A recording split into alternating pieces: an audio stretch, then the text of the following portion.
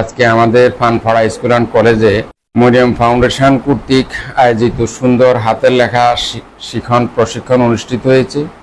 আমি প্রথমে ধন্যবাদ জানাই মরিয়ম ফাউন্ডেশনের প্রতিষ্ঠাতা জনাব আলহাজ জাকির হোসেন পাটোয়ারিকে। শিক্ষার্থীদের প্রথম প্রয়োজন সেটা হলো কোনো কিছু লিখতে গেলে হাতের লেখার প্রয়োজন। সেই হাতের লেখাটাই আজকে শেখানোর জন্য যে উদ্যোগ গ্রহণ করছে এটা যথেষ্ট প্রশংসার দাবি রাখে। তাছাড়া মরিয়ম ফাউন্ডেশন শিক্ষার্থীদের লেখাপড়ার কল্যাণে ক্যাশ, ব্যাগ, শিক্ষা সামগ্রী প্রদান করে থাকে।